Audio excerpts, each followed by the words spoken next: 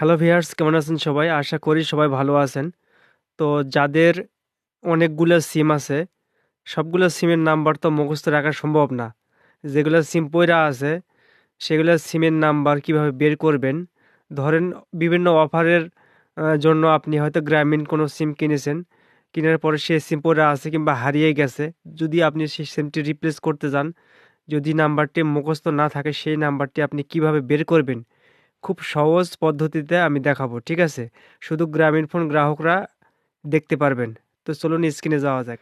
তো সিমের নাম্বারটি দেখতে হলে তো প্রথমে আপনাকে যেতে হবে মাই জিপি অ্যাপে। যারা গ্রামীণ সিম ইউজ করেন তারা সবাই কম বেশি মাই জিপি অ্যাপ ব্যবহার করেন।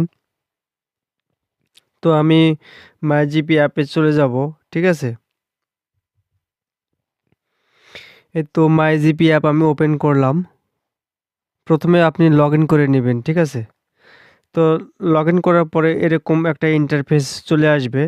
এখান থেকে আপনি নিচে যাবেন। নিচে এখানে যে সার্ভিস লেখা আছে এখানে ট্যাপ করবেন।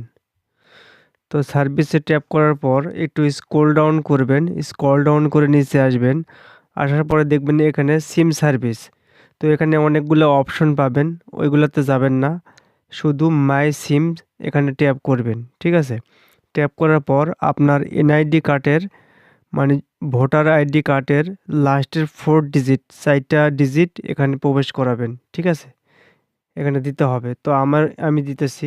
ভুল দিলে হবে না। আপনার এনআইডি কার্ডের 4 ডিজিট এখানে দিবেন। তো আমি দিছি, দেওয়ার পরে এখানে কন্টিনিউ করলাম। করার পরে দেখুন আমার এনআইডি কার্ড দিয়ে কতগুলো সিম রেজিস্ট্রেশন করা আছে, সবগুলা এখানে শো করবে, ঠিক আছে? কিন্তু আগে এগুলো শো করতো না। শুধু ওই ২টা নাম্বার শো করতো, তারপরে স্টার দেওয়া থাকতো। তো এখন নতুন আপডেটের কারণে এখন পুরো নাম্বার শো করে, ঠিক আছে? এই যে দেখুন পুরো নাম্বার শো করছে। এখান থেকে আদার্স অপারেটর আপনি দেখতে পাবেন।